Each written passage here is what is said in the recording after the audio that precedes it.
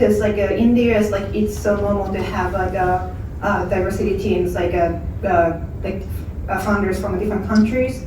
Or like even male-female founders are pretty normal. Because in Japan, like when I talked about it, like my co-founder is a male, and then they said like, okay, are you guys dating?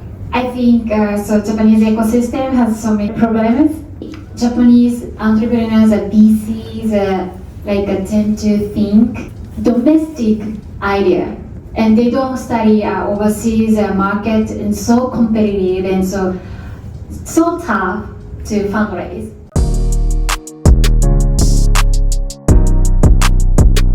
So the first topic is actually women entrepreneurs. So we would love to bring more and more and see more and more women entrepreneurs and women in VC. Hello, nice to meet you. Yuko Yamasaki from Mayuko. Our company has a product that's Japan Media. Japan Media is a manga content platform, and we are creating a platform. Anyone become a world-class manga creator with AI technology. Thank you. What is your fun fact? Fun fact is I cannot draw. I have an idea, but I cannot draw. But everybody, even including me, I can create original manga by myself. So that is my most enjoy. Hello, my name is Yamaura. I'm a co-founder of a company called Edison AI. So I created a company, founded a company with the guy over there. He's from Hong Kong. So I guess in Japan, like it's pretty rare to have a male-female founder and also Japanese, non-Japanese. Yeah, we've been doing in AI for almost a decade, even before when AI was getting popular in Japan. So we actually, since we couldn't get any clients in Japan, we actually started a company at first in Hong Kong and then moved into different countries. And then when AI was popular, we actually came back to Japan. Yeah, we've mainly doing image processing and also data analytics, mainly in we also do some like autonomous driving and stuff. So yeah, nice meeting you, and yeah, thank you. What is your fun fact? Whatever. Fun fact? Well, you know, like since I traveled 2 months and I used to get chaperone for like Japanese students when I was in the US, so I actually can tell if this suitcase is like 23 pounds or not. Yeah, without scale. So yes, that's my. My name is Dave Milstein. I'm managing partner of 8 Roads Ventures. So we're kind of a growth stage venture capital firm. I run the Japan operation. We have colleagues in India, China, Europe, as well as the U.S. So we're quite a global firm. Here in Japan, we've been going. We're in our 14th year, so we were quite early for non-Japanese investors, and we focus on permanent technology and healthcare. Fun fact: I have the cutest dog of any venture capitalist, and I probably ski more days a year than anyone else. Nice. Welcome to JETRO office and a happy new year, everyone. Sorry, today I just wear the mask because I got caught by the virus. And I couldn't do that dating, So I hope everyone here. But anyway, I work in the JETRO now for 2 years and a half, and I manage the multiple programs as well as mentoring program, and here I know our customers. Thank you very much just to utilize our services to grow up the business into global marketing. That's it. Thank you. What is your fun fact? My fun fact. Actually, I grew up in Mexico, and when I was 5 years old, some of the mafia put a gun to me. Oh, wow. Yes. When I returned back from school to home, I don't remember, but yeah. And afterwards, I didn't have nothing of the afraid anymore. Thank you. So as you can see, we have really great people. Let's start with the topic. Now, as you can see, we have so many great people. I probably know almost all of you because I have interacted with you personally, and I believe everyone has. I know you're all great people. Startup ecosystem in Japan is really doing good, but there are problems. problems are good. That means we have something to work upon. The first thing is we'll have to address them. Yamaura-san, Hi. would you like to go ahead and tell what do you think about the Japan startup ecosystem? And please tell us about the problems that you have faced personally. I don't know, like first, like we don't have many like female founders in Japan, especially in the tech industry. I think it happens like not only in Japan, but that environment for me was a default, so I wasn't really sure what was good and bad because I didn't really have nothing to compare with.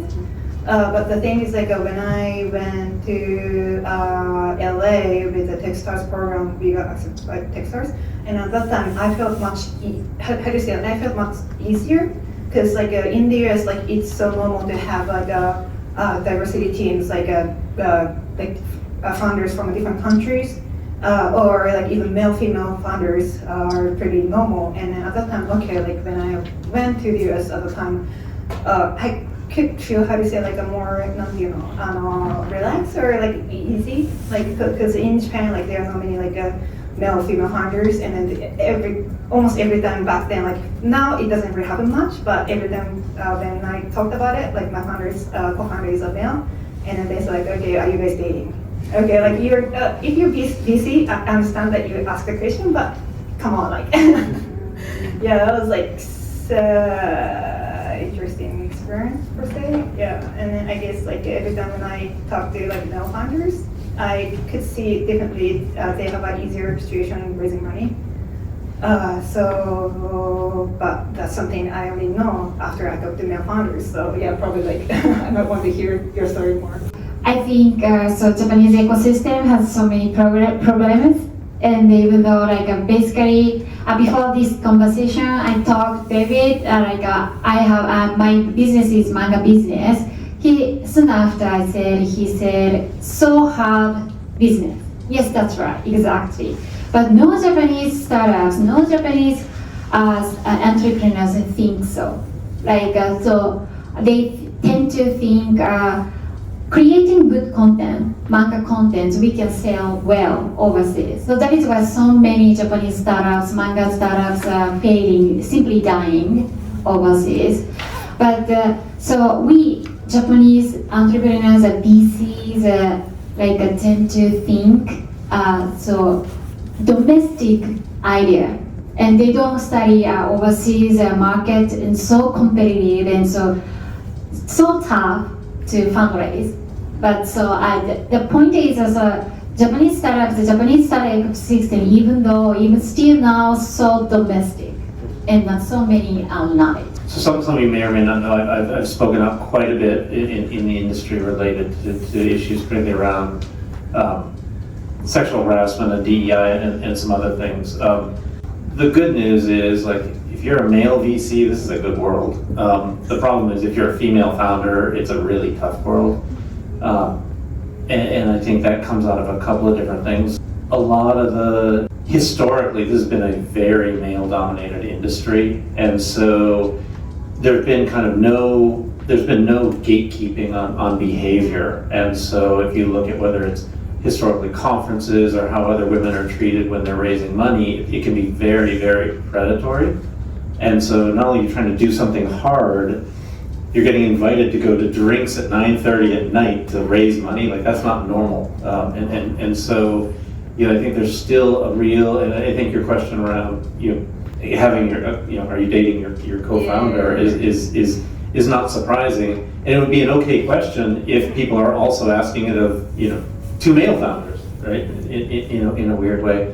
But that's not, I think, how people are treated. And so a piece of that solution is making sure, at least on the investor side, there's more women who are in positions of making decisions. So, it's still very, very early days for that here. And I think that's part of why you struggle when you have these very difficult conversations. And you go to Techstars in Los Angeles and it feels very different because you have more people you can relate to. And I think even if you look historically, like, in every single market, founders tend to get investments. This is just like data. Founders tend to get investments from people who are like them.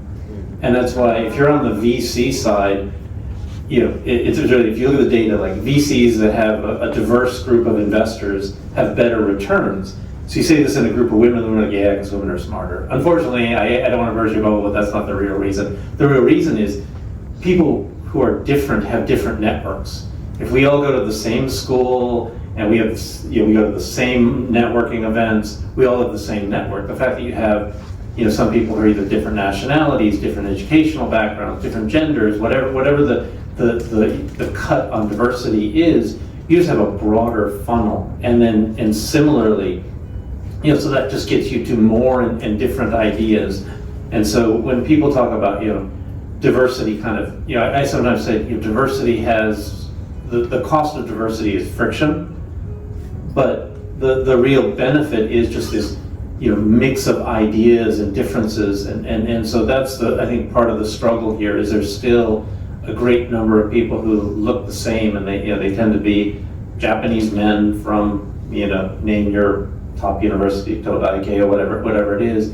And if that's the lens through which you look at everything, that's how you see the world. And so I think that's part of the challenge, is how do you get more different people first onto the investor side, because if you're a female entrepreneur and you've got a non-Japanese co-founder, like, you can hardly find a venture capital firm that looks like you, and so you're not relatable. And that's, I think, part of the challenge, is because in other markets, like if somebody's in the US and they happen to come from India, or they happen to come from China, or they happen to come from somewhere else, they can probably find a VC that has a similar background. And for better or worse, as human beings, there's a tribal nature to how we are, and so people tend to work with people that are relatable, and that's not a bad thing. It's just kind of a part of human nature. And so how do you get that diversity across both sides of the fence to give people something that they can, I think you said it right, which is really make it more relatable. In my point of view, I support a lot of entrepreneurs in my program, and a lot of the cohort are actually foreign. I guess here also, there are a lot of foreign entrepreneurs who establish a company here, and they always say it's like a language barrier, not only language barrier, but also to open the bank account takes a lot of time, and to get funded from the Japanese VC, CVCs, it takes a lot of time, because the Japanese VC, CVCs, particularly CVCs, collapse fast, So yeah, but in the case of the US, who gained tons of the unicorn company, a lot of immigrants who are successful. Why not in Japan? So the diversity includes, of course, female and male, but nationality as well. So I would like to modify the current environment, more female friendly as well, or foreigner friendly as well. However, government takes a long time to change and modify bank account as well, and visa issues, visa issues. As you can see, this is the ecosystem here in Japan. Now, let me tell you a story. People, they are great people, and they are not just stopping there, just realizing that there is a problem. They are working on it. Just a few weeks back, there was an event going on, and then Yamaura-san was the panelist there. I attended.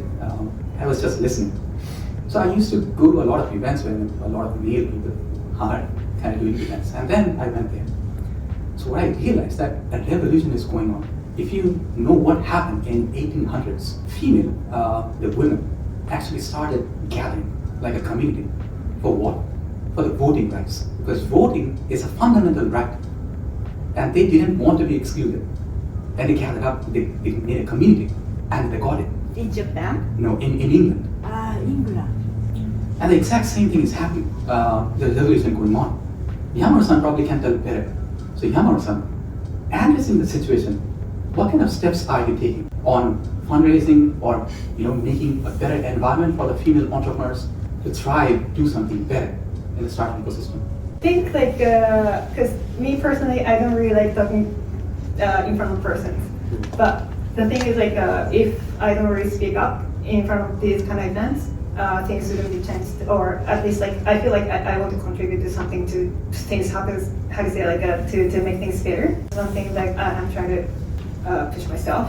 One thing is when you want to change, when things change, it's not it doesn't really change suddenly, right? It's if you want to change something different, then it's how do you say, torch, not time to the torch, like light. is you have to pass to someone else next to you, and then like that's how things can be changed, like slow by slow, little by little, but still like you have to keep doing that. And that's how we have to do it, and yeah, that's how we have to fight, I guess. I love that. Yeah. Yeah, actually, I'd like to actually build on what you were saying in the sense of, like, this isn't gonna be something where we all wake up on a Monday morning and like everything has changed. The way I think about it is you've got this giant mountain and you're taking this tiny little hammer and you're just tapping and tapping and tapping, and eventually like little pieces of the rock are gonna crumble off. So if you want to, and I won't name any names, but if you want to go get funding from some very old school Japanese VCs and you're a female entrepreneur, don't go for drinks.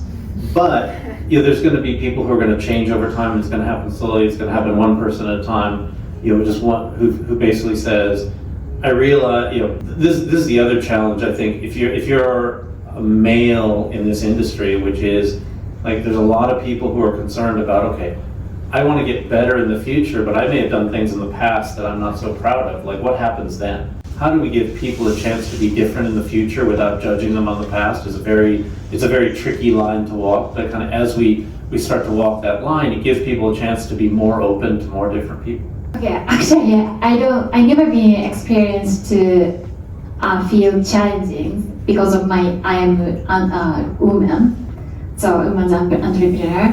But there's so many, because I'm single and I don't have children, but so many women's entrepreneurs are concerned about maternity leave or the life events, huge life events.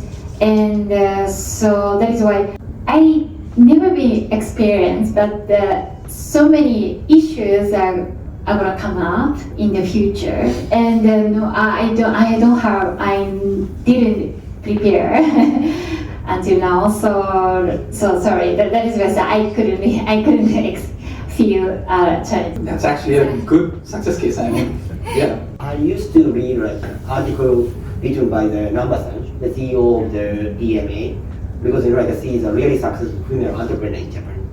And like the female entrepreneur, of course, faces a lot of challenges, but she just write it down like the one of the tips about like the mindset. Like almost every single entrepreneur should focus on like the more object-oriented management, not person-oriented.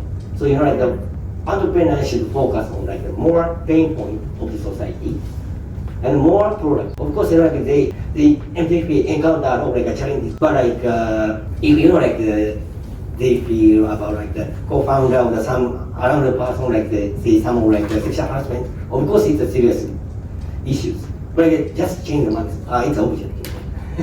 Just focus on the product or something like that. Of course, like challenging things happen, but like this is what numbers are like in order to take a relax or something like that. Yeah, so actually, over the course of about a year and together with quite a large group, we put together the idea of having a code of conduct, and so we published it. And the interesting thing is, the whole goal is to make it something that anyone can agree to. So as we were going through the discussion process, like if you go to most industries or most companies, every year you do a little bit of training and you set a code of conduct. But obviously, in the venture industry, we just don't have that, and there's so much that goes on, both bad behavior by VCs, but also bad behavior among ventures. That's actually the worst kept secret, is that entrepreneurs treat other entrepreneurs like shit. and it's just like, you wouldn't be surprised, because it's like, look at the numbers. There's way more entrepreneurs than there are venture capitalists, and so we put together a code of conduct, which is really about, literally, it's like, if you read it, it's like, stop at a red light. Like that's all it's saying. And as in the course of kind of drafting this and pulling it together, we had all sorts of discussions around, not being harassed is like, falls into human rights. And people are right, it does fall into human rights. Probably the minute you put human rights in a document, nobody's gonna sign it. So take a look at it. We're trying to get entrepreneurs, other venture capitalists. We're just getting started. We're working very closely with IVS. Obviously, IVS is really a big conference here in Japan. For IVS, I think that the goal right now is to have everyone who's a speaker at IVS sign it. It would be great to have everyone participate, sign it, but I think we'll start with the speakers. It's just, I think it's simple knowledge, and it's just base thing that any human, VC, entrepreneur, any human should be agreeing with. Yeah. Sure. So we are talking about non-Japanese co-founders. Yes. And you are there with Yamaura-san, building a really great company. Yeah. So Yamaura-san, would you like to talk about why did you choose a non-Japanese co-founder? We'd like to know that story. I didn't intend to choose non-Japanese co-founder per se.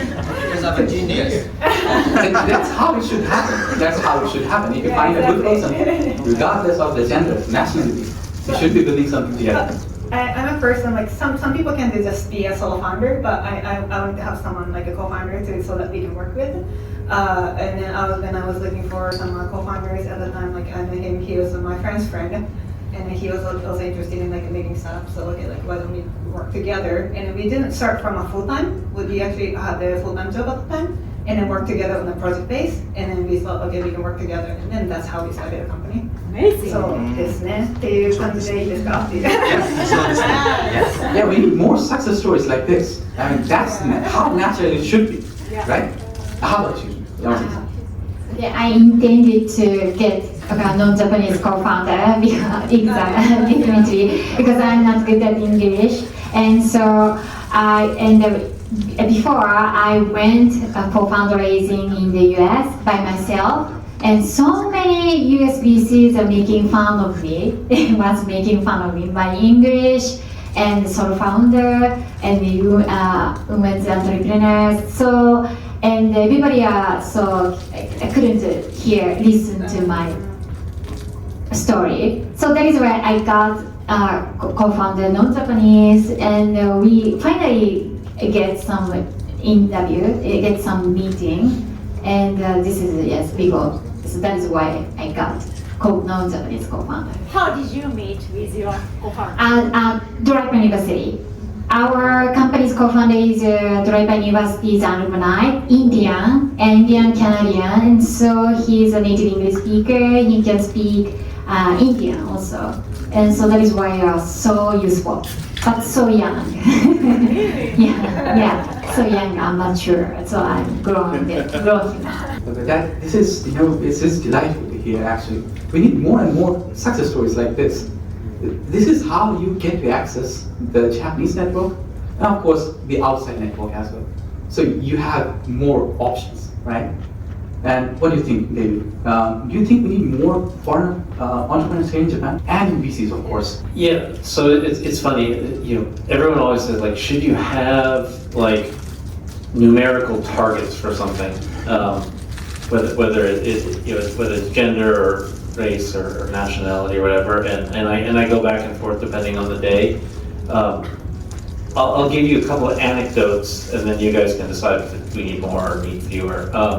The first company we invested in was by this slightly crazy entrepreneur named Sato-san, a company called MedApps. We invested, like 2.5 years later, they went public. It's one of those things, like you can't imagine it would happen, and then it happened.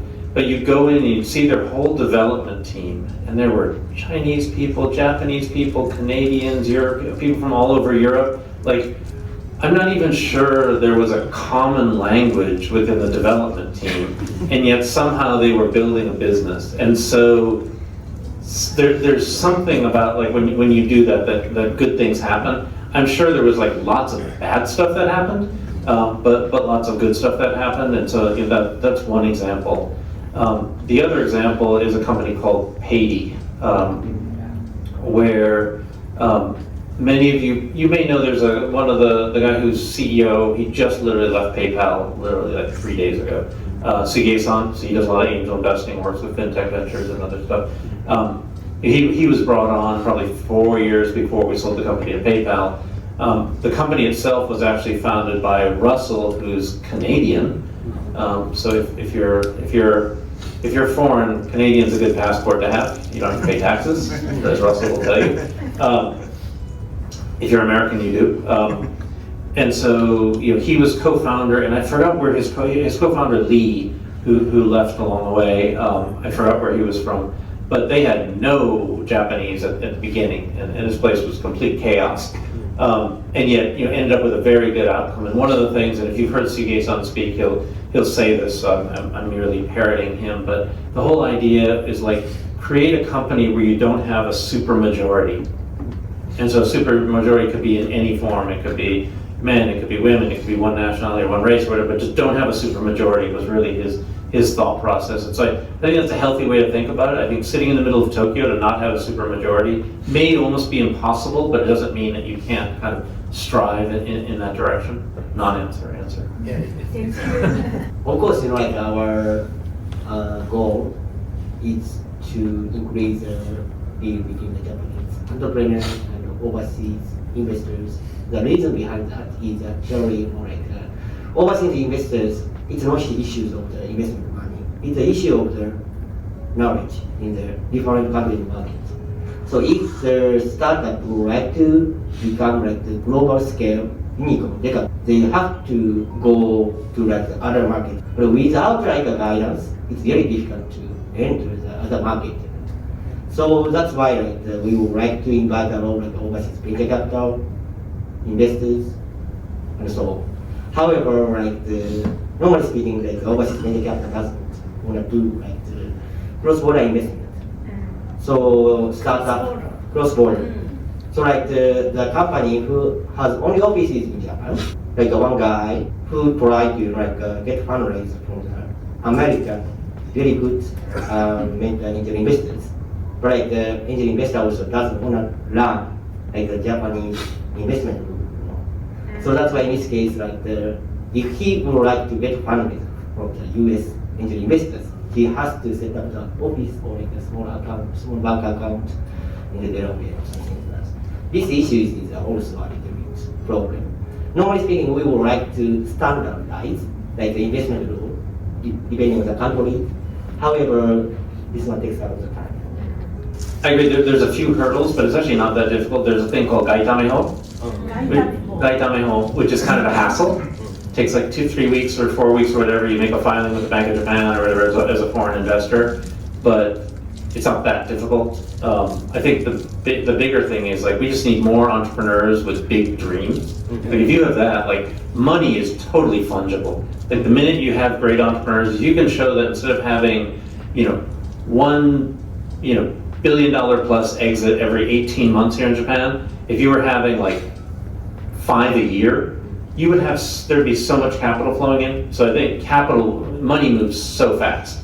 If you have great ideas, like people figure it out. So there's a Silicon Valley VC firm that I speak to frequently who's made one investment here that I'm aware of. And when they first came, they said they wanted to look at enterprise SaaS companies. So for those of you who are doing enterprise SaaS, like there's 5 metrics that matter, whatever it is, MRR, churn, whatever it is. There's five interesting metrics. Like they were like, if you tell me the metrics, like I don't even need to meet with the CEO. Like you show me the metrics, I'll invest. I can make 95% of my decision based on that. So I think if you have great ideas and vision and big ideas, the dollars will absolutely flow. Because VCs are greedy.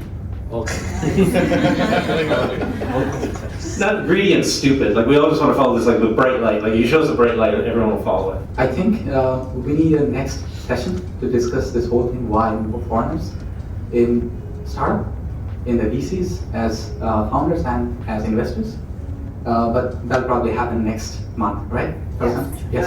Thank you so much for coming to our first event in this year, 2025. So I think Deb-san and me, we gonna do kind of monthly event, right? To encouraging, to support startup ecosystem in Japan, right? Yes. Yes, よろしくお願いします。Thank you.